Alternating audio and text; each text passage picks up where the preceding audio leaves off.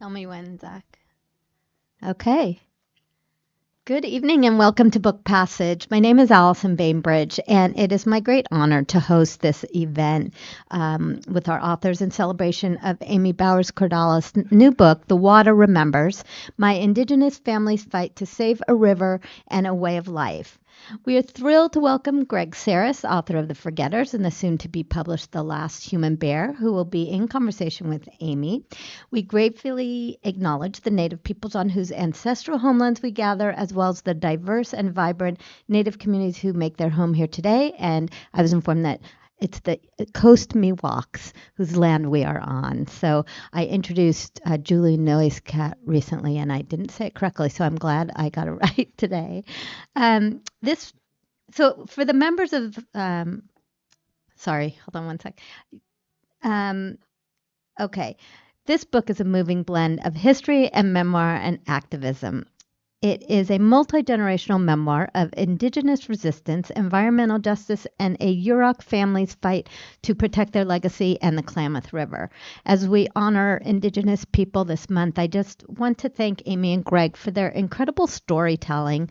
I know this is a sacred and common practice among Indigenous people, and as someone who works in a bookstore with many stories, I love books. I love both true and fiction and nonfiction stories. So I appreciate and honor the practice of storytelling.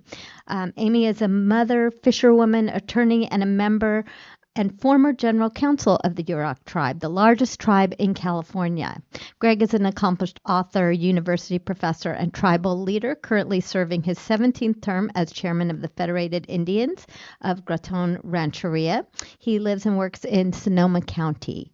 For the members of a Northern California tribe, salmon are the lifeblood of the people, a vital source of food, income, and cultural identity.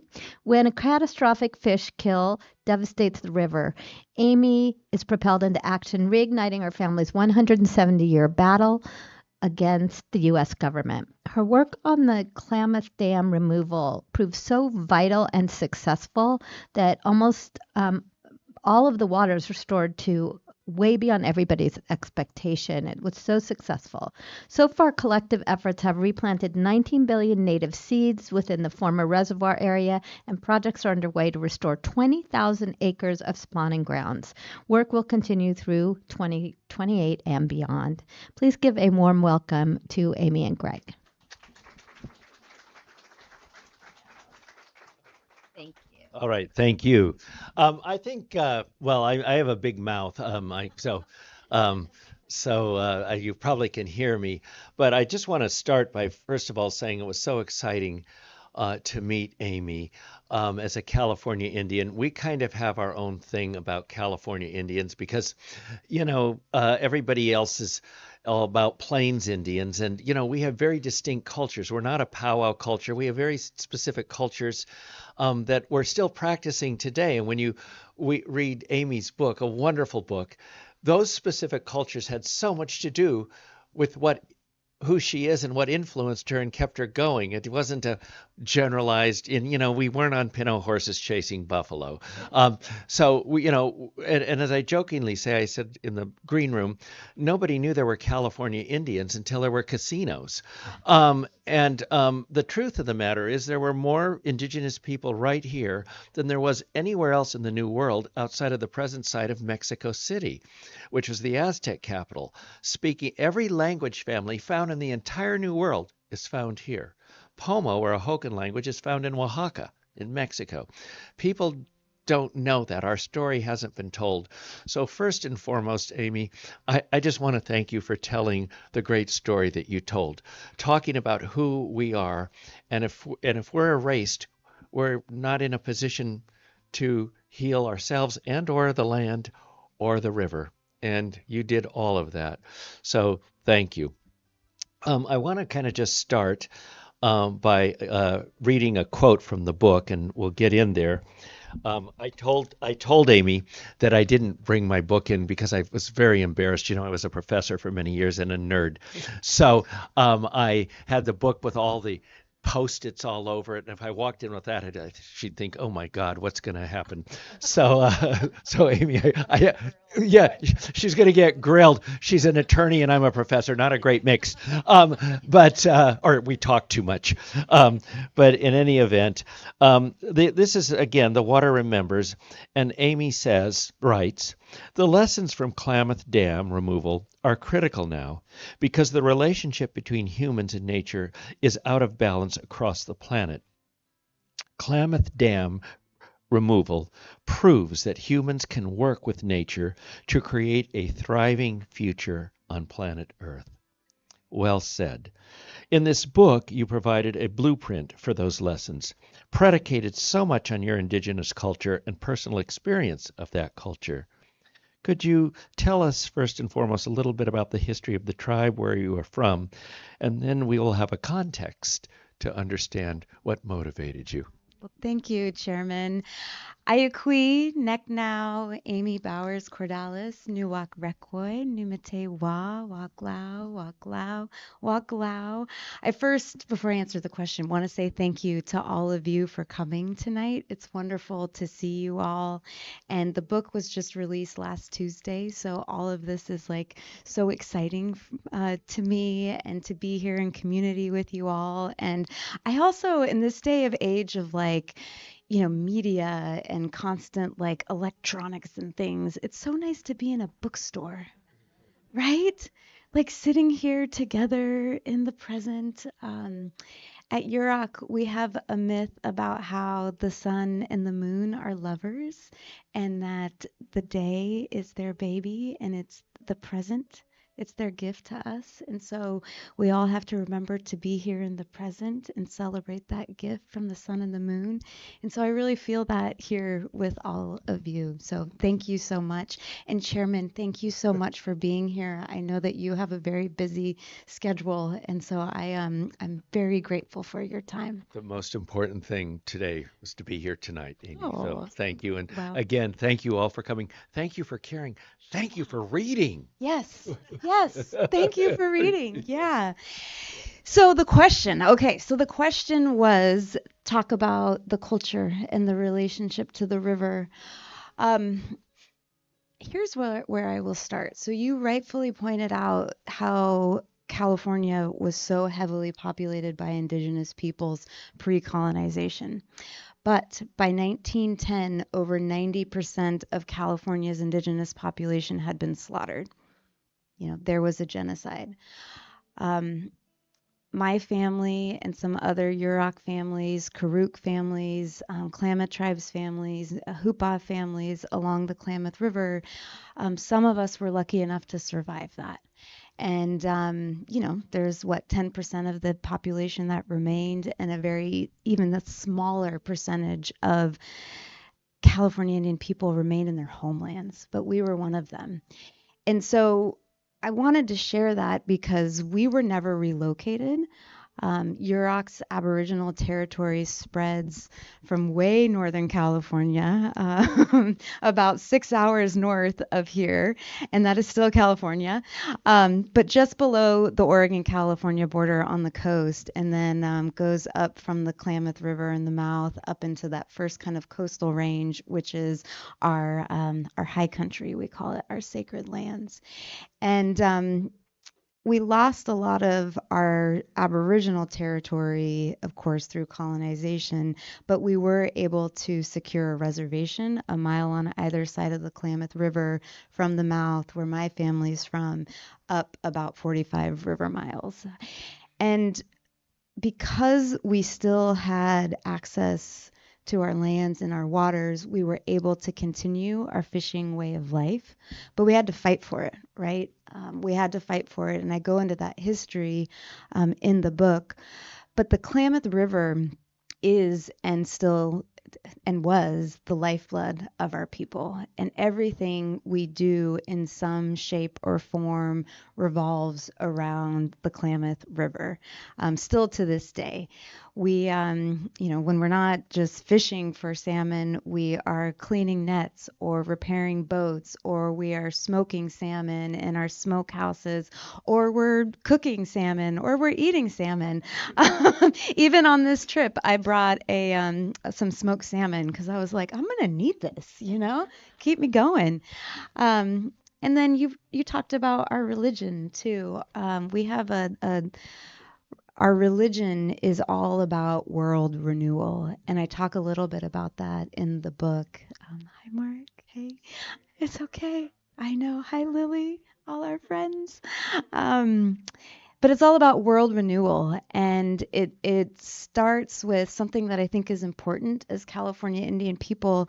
At Yurok, the way that we heard the creation story was that everything was, like the core of the earth was made, and then the ocean, and then the Klamath River, and then the redwoods, and the great elk herds, and the salmon, and all the creatures, and then they made the people last, and told our ancestors that if you lived in a balance with this, you will never want for anything. And we lived that way for a very long time. We had Aboriginal law and practices and customs that maintain that balance, and of course the religious ceremonies. But then, through colonizations, things were disrupted, and so we've been working ever since to restore that balance through these ceremonies, through the work that we do. And so I just wanted to share that really, that connection that we've had to the river, to the salmon, to that idea that we have to still live in balance and work to restore balance. That is really at the core of the book and at the core of the cultural values that informed the work we did on the Klamath.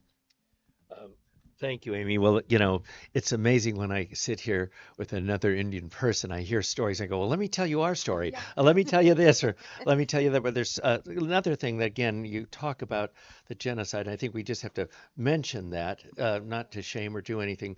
But here, the Federated Indians of Great Rancheria, we're comprised of Coast Miwok from this area and Southern Pomo. And at the time of contact, in many different nations, there were about 20,000 of us. Today, the enrolled members, there's 1,000, I think. You're huge. You're the largest California tribe. You're big. We're smaller tribes, but we have, I think, 1,000 at last count, 1,557 enrolled members. All of us trace our ancestry back to one of 14 survivors, all of whom were women, all of whom were wives or concubines of the early Americans. So we had first the missions took us into the missions here, then the Mexican period, which enslaved us, and then, as all of us were, the first law that was enacted in the state of California, the Act for the Government and Protection of Indians, legalized Indian slavery, and that was not repealed until 1868, 3 years after the end of the Civil War. And convict leasing went on into the 20th century. So it's miraculous that we're here, and I think that what's influenced you so much, and I remember you talking about your great grandmother, Geneva Matz, I believe, and what she endured, and are the ones that survived what they endured to get us here. And it's almost like guilt and responsibility that that we're so lucky to be here. And the boarding schools, my grandmother, your grandmother, they went to the boarding schools. We went to Sherman down in Southern California. You went north to Oregon. But talk a little bit about your great grandmother, Geneva, and her influence, because there's two instances in the book that really turned you and motivated you. Tell us about that. So, and I love talking about and so in Yurok, when someone has passed, we say AWOC. And so AWOC, Geneva Matz, she was a powerhouse. She was about, I don't know, 4'9", but so she was a petite woman, runs in the family. And she was born in 1904 and then passed away in 1986. And her father actually died of a heart attack when he was training to be a medicine person for the World Renewal ceremonies. And so she was raised by her her grandparents. And what is really special about that was her grandparents lived in the House of Leuk, which was right there in Requoy, at the mouth of the river, a redwood traditional plank house. They only spoke Yurok. They had a completely hunting, fishing, subsistence way of life.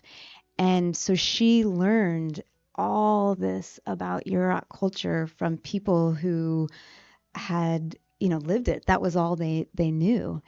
And what that did for her was give her a very deep foundation in what I call the Indian way in the book, which is a very different way of looking at things than we do now. And she was actually, and I talk about this story, she was actually training to be a medicine woman when she was taken to boarding school. Luckily, it was kind of interesting because she did okay in boarding school, and she learned to clean house. And the Catholic nuns there told her, "Oh, well, you got to learn how to clean house really well so that you can go and work for a nice white lady." Because that was the best life that they thought she could have and expect.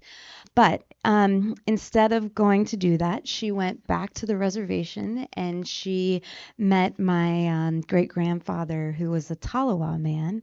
Talawa is a tribe just up the river, and we actually have a Talawa descendant here in the room. I hope that's okay to acknowledge that. Thank you. Okay. And they got married. And apparently he was an awful dancer, and she loved dancing, but she married him anyway.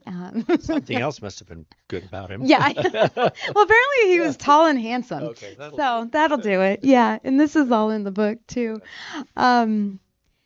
But so between the two of them, we had two different land holdings on the reservation. And so they kind of went back and forth between the village of Requoy and then the home place, which is up the river and it's Brooks Riffle is right there. And that was named after my great great grandfather. And my son back there, his name is Brooks after that. To embarrass, he's like, who's that? But she was this fierce advocate for Yurok rights, for the Yurok way of living. And somehow she understood in a time when it was not communicated to Indian people that they had reserved their ancient Aboriginal rights in the creation of the reservation. And so she always would talk about how we have Indian rights, and she would pound the table and say, we have Indian rights, and that entitles us to be on this river, to be in our homelands, to fish, and nobody can tell us any different. And of course, like the book tracks in the middle part of the book, how the state of California tried very hard to stop us in our tracks by criminalizing our way of life. The state interpreted an act of 1895, the good old General Allotment Act, the Dawes Act, to have opened the Yurok Reservation to non-Indians and basically to have terminated the status of the Yurok Reservation as Indian country, which meant that from their perspective, we no longer had special rights. And they adopted a 1933 law that kicked us off the river and said you can't fish. And that for us was like making breathing illegal. And I think at this point, the family, they were all already kind of radicals and used to fighting for what they, believed in and for their way of life. And so they just kept fishing. And Uncle Ray, who is, one of the main characters in the book, Geneva taught him how to fish and taught him how to read the river and how to have that deep connection with the river, which informed him. He was arrested 19 times by the state of California just for fishing in his home waters, when he had good, valid rights under federal law. Um, he's like our Rosa Parks. He was like our freedom fighter. And it was like you said, we don't, the public doesn't know about these warriors. They don't know about that Indian history. And so I felt really strongly about writing this book and elevating that history in a way that wasn't, frankly, academic. Yeah. I, in my legal career, had written legal arguments about his work and his case and the high precedent it set for terminating Indian lands. But I wanted to write instead about how I had heard his story growing up as a kid. But in any event, she really pushed the family in ways that led us through a Supreme Court case, Matz versus Arnett, which then after that, you would, and you know what she always says is like, we won in the highest court of the land. But then even after that, the federal government came out and put a moratorium on all Yurok fishing. This was 1978, and kicked us off the river again, and sent federal marshals with full riot gear out to enforce this moratorium. And again, we're just trying to be California Indians. Yeah. And salmon fish. And it's post Alcatraz, which is interesting because remember, the AIM folks came here to free or to claim land on behalf of American Indian people, but they didn't even acknowledge the California Indians whose land they were on in Alcatraz for the most part, and we remained invisible. And your people were going through what they went through post Alcatraz and the AIM movement, again, because our cultures and who we are. And as you said, unlike other tribes had been removed, California Indians, for the most part, were decimated in place. Yeah. So we never left our place, our home. We were decimated here. Right. But for those of us who survived, we remembered in our ways of life we tried to hold on to. Yeah. And that's exactly what you were doing. So again, imagine the Yurok people got to the Supreme Court and then got knocked down again. Yeah. So I mean, and so of course we're going to keep fighting, and that's where Geneva Matz and there's a whole chapter in the book about this because it was so powerful. So her and my grandma went out and did a fish-in where they basically put their gill net in the river, knowing that the federal marshals would come out and try to take it, and it was an act of protest, right? And that's why I bring up like the Rosa Parks thing, because it was basically like the equivalent of sitting in the back or the front of the bus, right? And so then the federal marshals, of course, come out and they've got full riot gear. They have machine guns. Some of them were the same federal marshals that had been at Selma. I mean, there's just these remarkable sort of untold stories about it all. And my grandma and one of these federal marshals start like a tug of war over the net. And there's a crowd of people on the shore who are hollering and starting to throw Yurok bullets, which are river rocks. And it got really pretty scary. And at that point, my great grandma, she actually stood up in the boat and she started singing a Yurok song, which called in birds from all over. Can you imagine? I mean, she was sitting in the boat or standing in the boat singing, and she was an extremely powerful spiritual person. That's a pillar of Yurok culture. My grandma says we are praying, fishing, and gambling people, and great grandma was very deep in her prayer. And so, she called on that power, and those birds, they just circled over, this very dangerous situation. And, these federal marshals, like, they didn't know Indians. They didn't know what was going on. And so they got scared and they got the heck out of there, and they never came back. They never came back.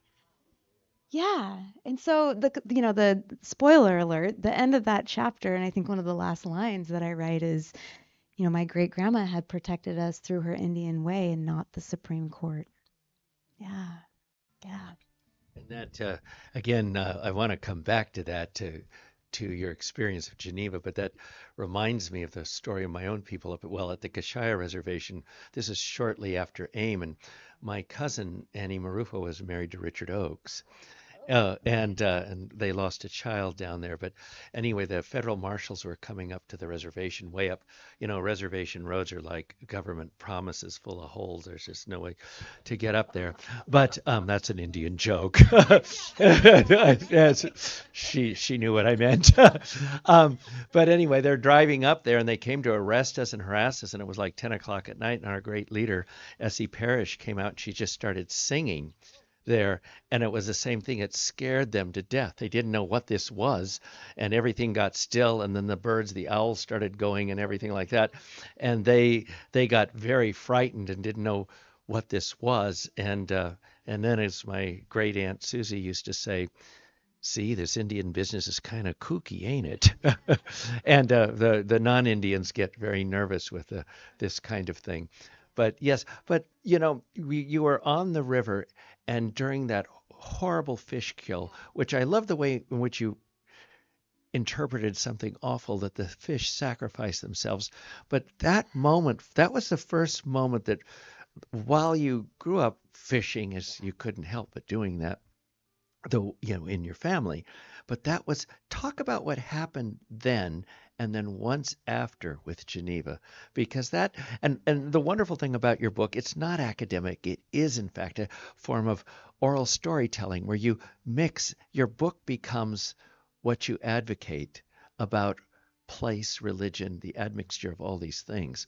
So talk about that moment, if you will, during that fish kill and your experience of Geneva long after she had passed. Yeah, right. Yeah, Ooh. yes. This I don't want to spoil for you all. Well, there's a lot more. Trust me, I wouldn't bring it up. Okay. I Okay. want you to read her book, not tell the whole story. But this is great because it was a turning point for me, and there were so many things that were happening around the early 2000s. There was a cultural revival where so the world renewal dances were outlawed by the US government, and we didn't do them for about 100 years. And so finally, around the 2000s, early 2000s, there's an effort amongst many dance families and cultural religious practitioners to revive the dances. And so they finally do one of the dances, and it ends. And then literally, it's a 10-day dance. They close the dance. They haven't done it in 100 years. And then the fish start dying. Yeah. And so people are like, oh, what is this? What is going on? But it turns out, so it was 2002. This was the Bush-Cheney days. And they had lost in Oregon, and as a political maneuver, Dick Cheney, who was the vice president, had overrode the objections of any federal scientists involved. He got a National Academy of Sciences report revoked and basically diverted a lot of water to farmers at the top of the Klamath Basin as a way to get boats.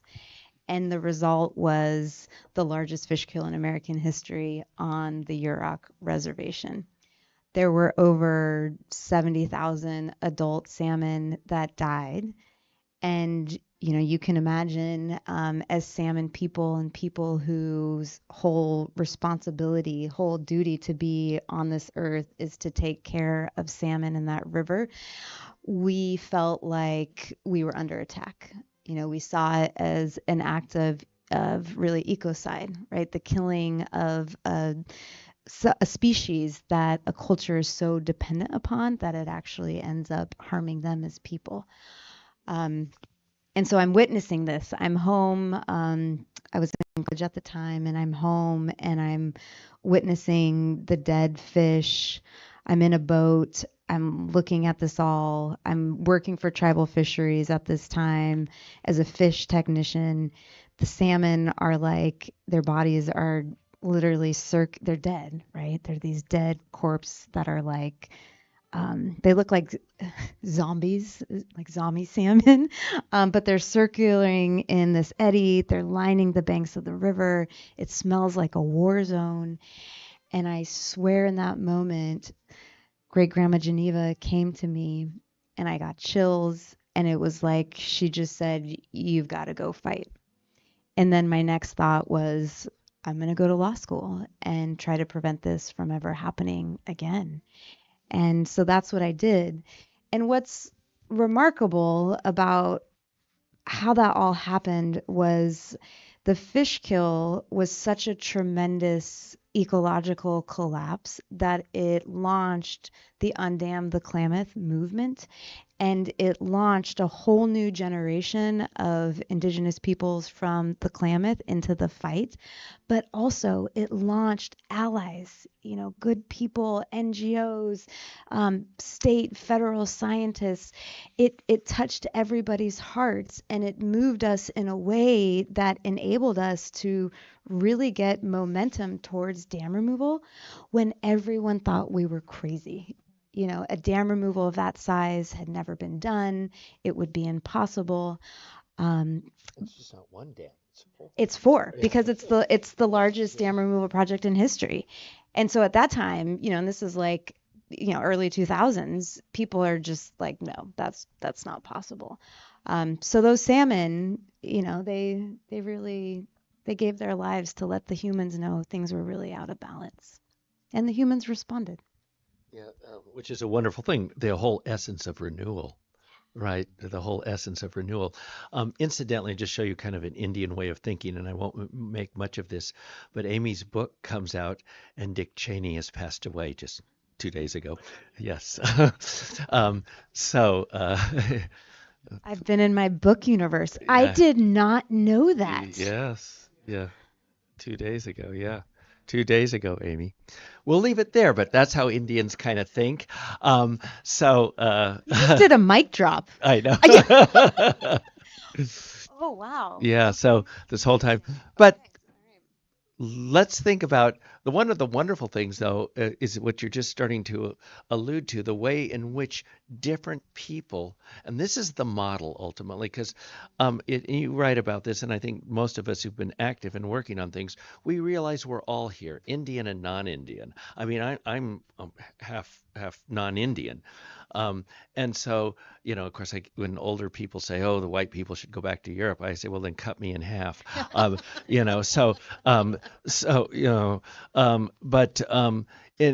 what was wonderful about the model and what happens is the way in which, of all people, Warren Buffett and his people came to help you. We came, the Pacific Corp, to work together, and that's the wonderful thing. Do you want to talk about that before we forget anything else? Because it's not about war, it's about working together.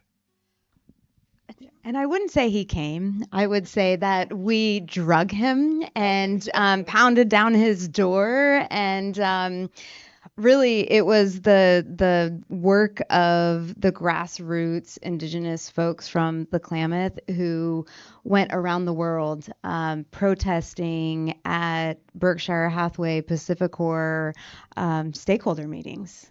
I mean, and they were fierce. They would line the streets. They would have these signs that said, dams equal cultural ecocides. Warren Buffett kills fish and Indians. I mean, and everywhere.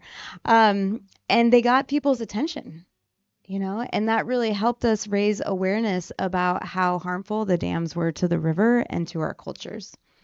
And eventually, what I will say is after, oh goodness, maybe 15 or 18 years of advocacy and also kicking their butts in court with using the tribal rights, using federal law, energy laws, environmental laws, we really made a strong case where it would be impossible for Pacificor to get a new license to operate the dams.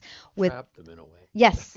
Well, it's strategic, Yeah. right? I mean, it's like it's the whole movement, and it's the model of like and really how it started is we relied heavily on the Yurok Tribe's federally reserved rights, their fishing rights, their water rights, their inherent sovereignty. And I think that's one of the practice points that comes out of the Klamath is like we can't look at Indian rights as an obstacle to progress, right? It's actually the opposite. We have to look at these ancient, strong, powerful rights that are the supreme law of the land under the U.S. Constitution as progress, right?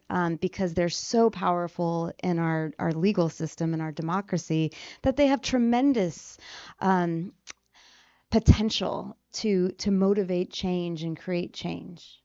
Yeah. That it's so important, and I want to, before I get to the last question about writing, I want to mention again Stephen Miller, the architect of so many ugly things in this country. Before the end of the last Trump administration, he was at the front door of the Supreme Court going to argue that sovereignty is illegal because it was based on race. Let us understand sovereignty is based on treaty, not race. And it's because of those treaties, 1851, I believe, was the first one with your people, that we can fight and have grounds to hold the U.S. government and others accountable. So it's treaties. But what I really wanted to kind of talk about is, again, you mentioned at the top or middle of the discussion, it's been so wonderful, Amy, as that the writing style. And I think as all of us who are writers or are interested in writing, and you said you didn't do a legal brief, and God knows I've read so many having to do legal stuff for my tribe and read stuff and all of that sort of stuff. It's pretty dry. You wrote a good, really wonderful story. And when you tell these stories about when the feds are coming and all of that, it's moving and it's personal. Do you want to talk about how you divorced yourself from legalese, shall we say, and you talk about the legal precedents and so forth, but talk about how you were able to write a story that we could all read. Well, I grew up hearing those stories, and what I really wanted to do was invite readers to the river, to fish camp. We could sit down next to the campfire with the gill nets out in front of us. We could listen to the river, and I wanted to tell the story, and tell it with the humor, with the perspective that I had heard it growing up, because they're hilarious stories, some of them. The fishing and the granny panties, that's kind of a funny story. You have to read the book to see what that's about. I won't give that one away. Okay, yeah, there's a lot of humor there. And so I wanted to share that with readers. Also at Yurok, that's how we learn. That's how we learn, is just sitting in community and hearing the elders talk, and if we're lucky, we get to listen, and so I wanted to share that with the rest of the world, and it feels like a really big privilege to be able to do that. But I do have to say, I also wanted to dig deeper into some of the stories that I had heard growing up.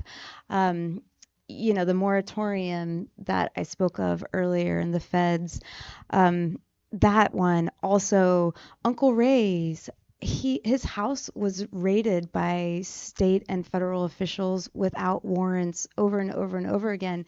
And I really wanted to get to the bottom of what was the law behind that? So looking at things like the Federal Register where the moratorium was issued, and the whole foundation of it was for conservation purposes. Yet I went and I looked at, what was the state of Oregon and California doing for offshore fishing of the Klamath runs those same years? Guess what? There were no conservation measures. There was, and in fact, they increased the amount of fishing boat licenses that they issued in all those years. Yeah, and so so it was it was a powerful experience, being oh wow, that was even more unjust than I thought it was.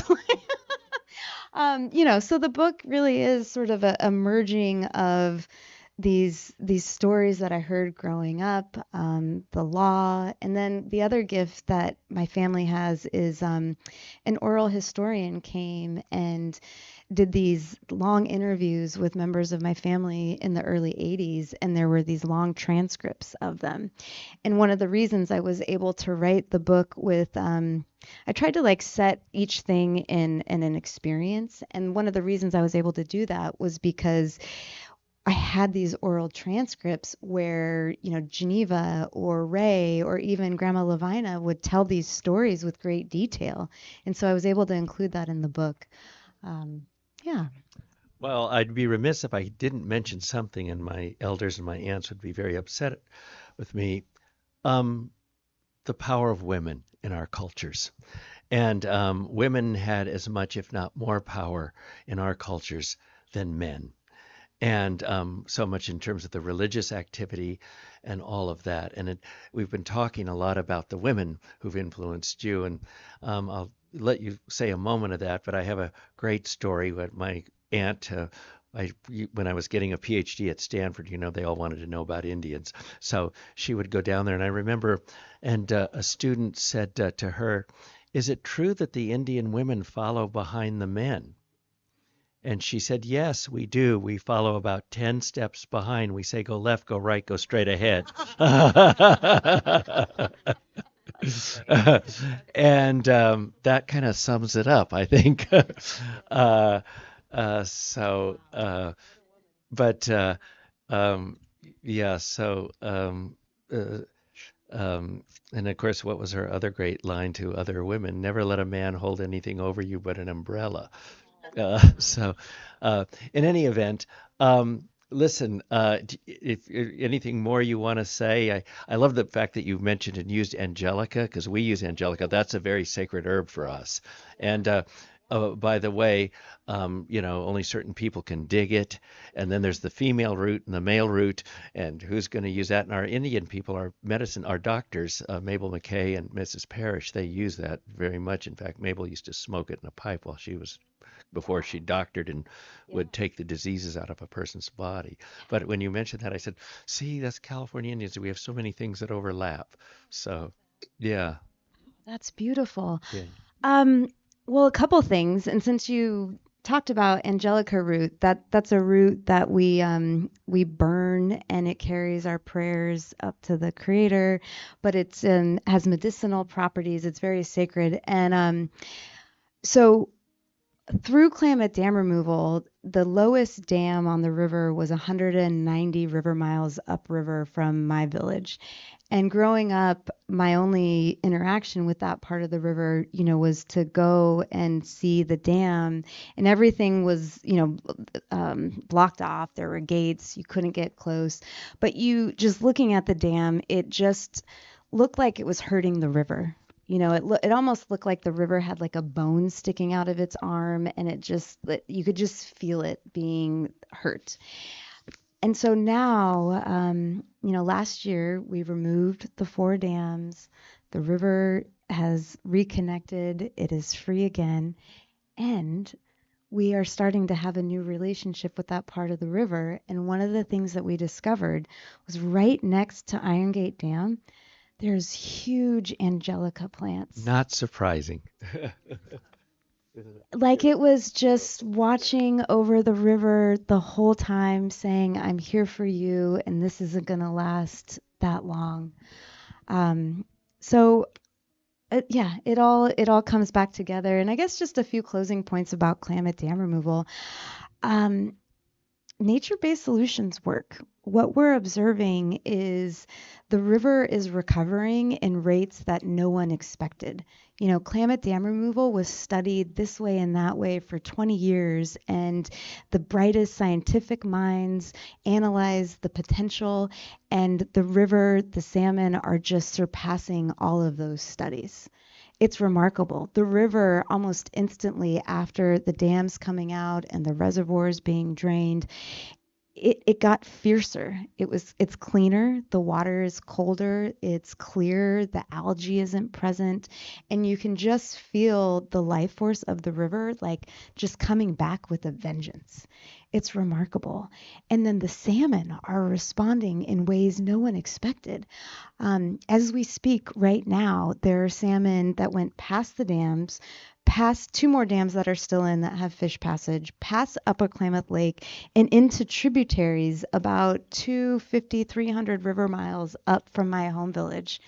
And they're just cruising around, enjoying it up there, spawning, remembering. Exactly, Yeah, exactly. yeah. Yeah. And so it just goes to show, when we work with nature, when we work together with coalitions, we can do remarkable things. We don't have to move to Mars, right? Like we don't. We can stay here. We can do wonderful things. And also, Klamath dam removal was profitable. Like we put $515 million into the economy. One of the world's largest construction corporations did the deconstruction. And they used the same engineering principles that they used to build to remove. So this blueprint is here.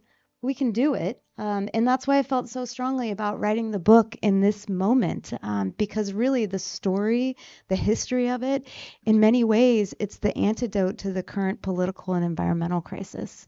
And one of the greatest pleasures of like having written the book and doing the work that I do is getting out into communities and seeing how there really is a movement. There is a movement to restore ecological functions, to work with tribes, uplift that traditional knowledge and rights. There is a movement within business to be more ecologically friendly and inclusive. And so, yeah, there's, all the things that are happening, and I acknowledge that. And also, there is this other thing that is really powerful. So, thank you. Yeah. Can we Thank have you, some Amy. questions before we Questions, end? yes. We do a Q&A. Anybody have any questions for Amy or Greg? Comments? Oh. Let me come back there because we're recording, and if anyone on watching online would like to ask a question, feel free. I think a lot of us in the Bay Area were very graced to see a big photo report. I think I believe it was the Chronicle that documented all of the young tribal people taking that trip down the Klamath. It was like tears in my eyes. I mean, the photos and the impact of those young people doing that, it was palpable wherever you were sitting reading that. Just amazing. And I'm so glad you've written this book. And I want to ask this question because you kind of ended with saying there's a movement afoot, but all because you are an attorney and a lawyer and you work these ways, do you feel like you threaded the eye of the needle on this, that it had been 2 years from now, that you would not be able to because of the way the courts are tilting and being insane? I mean, did you make it through? So here's the deal. We failed in Klamath dam removal over and over and over again. And we went through bad administrations, good administrations over and over and over again. And we kept working. We kept working and we found different solutions. We had to amend the Klamath Hydroelectric Settlement Agreement. We had to go back into FERC. We had to get out of Congress. We just kept going. And all you need is one solution to work. Right. And so, we're in this really crazy, awful moment, but in a few years, things are going to change again. And so you just keep working. And I want to acknowledge that Little Fawn Bolin is here, and she is a just awesome Indian rights advocate, and I'm so glad she's here. And also Stephanie from the Yurok Tribe's philanthropic department. Yeah. So happy to have them here. Yeah. Did you have Another comment or question here? What's next? I mean, you're just jumping onto something new. The question is, what's next? Dam removal is just the beginning. So one of the greatest things is being able to be on the river and observe its healing. and also letting the salmon lead the way and tell us what it needs. So we are through Ridges to Riffles Indigenous Conservation Group. That's my nonprofit, and I do legal work, communications work, scientists work. We have a whole staff that is working with Yurok on in-stream flows because we need to get a more natural hydrograph in the river to support the river's overall ecological health and all the aquatic species. We are working also on a 20,000 acre project to restore tributaries and lands within the former hydroelectric project area. And we are leading well, I wouldn't say we are leading, we are facilitating an intertribal advisory council that is putting tribal leaders at the head of that restoration work to make sure that traditional knowledge is being used, to make sure that we're rebuilding that ecosystem to support first foods and cultural lifeways. Already along the river, there are willows growing, which is what we use for our baskets. So that's really beautiful. And they planted they planted 19 billion seeds, native seeds, and something like 100,000 acorns. And, acorns grow into trees, oak trees, and acorns are our first food. It's one of our primary first foods. And so that's that world renewal piece. We are also working to restore relationships between the Indigenous peoples in the basin. For a long time, we've been in this place of a culture scarcity where the federal government, really pit us against one another. And so we're working on, following the river's lead, following the salmon's lead to return to that culture of abundance, right? And gratefulness. And also, beyond that, we're working with our neighbors in the Upper Klamath Basin who are welcoming salmon home for the first time in 100 years and are, frankly, some of them freaked out, rightfully. And so there's a lot of house cleaning that needs to happen. So it's all exciting work. I feel really privileged and lucky that we get to be the generation that sees all that. I do feel a little guilty because, previous generations fought so hard for that. And I talk about that in the book, the intergenerational healing that has happened through just witnessing dam removal. It's really profound. I might want to add, just right here where we're sitting, my tribe, I'd be remiss if I didn't add one of the most important things here for you local people, is that my tribe created and signed a precedent-setting co-management agreement with the federal government to co-manage 86,000 acres Point Reyes National Seashore. Oh my gosh. Wow. And so we were getting the dairies out, and one of the things that the dairies were really polluting the river, so the coho, we had a lot of coho salmon down here, and they couldn't get up. But for the first time last year, we saw coho salmon coming up the creeks.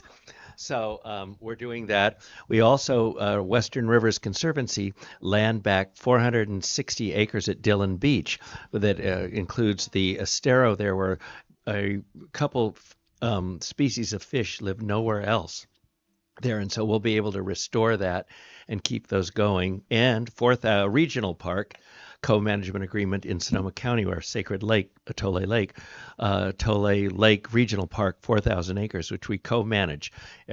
Nobody can move unless we all work together on it. So, I mean, it's instrumental for us to begin, just as you've done with the river. And, these are models. And that's why I was so interested in your book, as yet another example, not just of a model, but a model that worked and works. Yeah. So thank you. Yeah. Yes.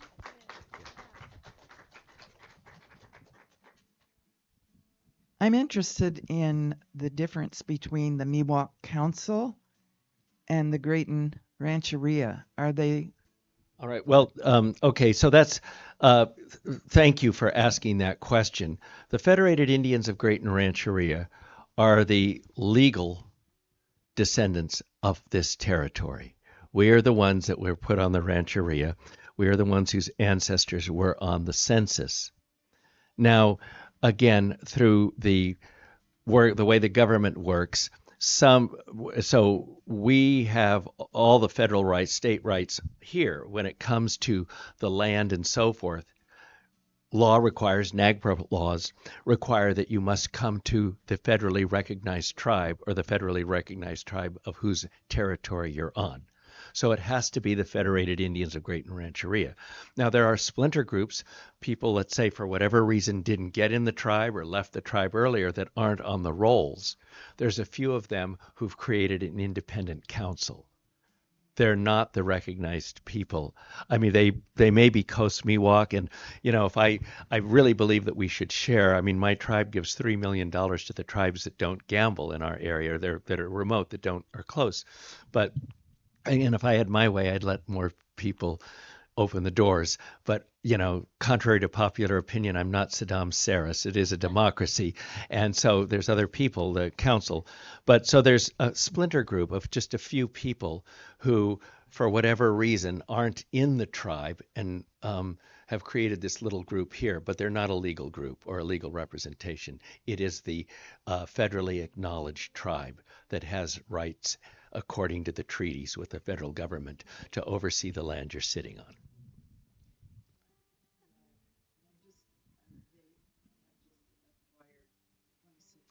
That's a nonprofit approach. It's not a federal goat. They own it in private ownership, and they got that from them. But it's not federally acknowledged. It's in private ownership. They don't, it's not associated with any rights or anything. I was just wondering, in addition to the benefits for Indigenous tribes and the Yurok Tribe specifically, did you anticipate that this would become a blueprint for environmental activism and showing people how respecting nature and restoring nature could really turn the tides in so many environmental crises? I would love to say, oh, yes, we had that vision. No, because we were just trying to save our culture. I mean, we felt like we were in like the battle trenches, trying to save fish, because the fight was really to preserve our way of life and to have a future. And in many ways, through the process of writing the book, I got to reflect on all of it. And there's an afterword, at the very end. And it was really a privilege to have the opportunity to have written the whole story and then deeply reflected on what it was, because that's where I was like, oh, interesting. Like, this could be done. Like, and in part, like, I'm like, we're not geniuses. There's no, there's nothing. We're just people who wanted to work together. And so there are many people who want to work together around the world. So, yeah, there it is. Do you think that the momentum that feels like it's growing in California is spreading across the country? And across the globe? Seriously, Yes, I mean, I get invitations to go speak at places across the world where people are doing this kind of work. France, they're trying to remove dams because they've got these impoundments in water and it's creating all these problems. India, same thing. It's all over the world. And it makes sense because we're reaching this place where a lot of these infrastructure projects are now really old and dilapidated. For example, the Klamath Dams, the company that owned them called them legacy assets that were just like burning up the books, meanwhile like ruining traditional cultures and salmon.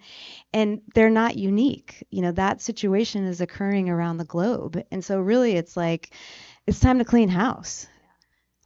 A real quick story about this, and it's absolutely happening. In fact, this is my third event today. I was speaking at an economic summit about environmental issues and economic issues in San Francisco, and then a Zoom. But the story that I was told is Mrs. Parrish, the great Pomo dreamer and medicine woman up at Kashaya, in the late 50s, in the roundhouse, she had a vision, and she said to the young people, "There's going to be a day when the white people are going to come back to us and need to know how to live and take care of things." And she said, "You young people, don't leave what I'm teaching you on the floor like clothes you're leaving around. Pick them up and wear them because the day will come." and it's here. That gives Yeah. me chills. Yeah. Perfect spot to end on. So thank you, Amy, for this brilliant book, for your incredible work.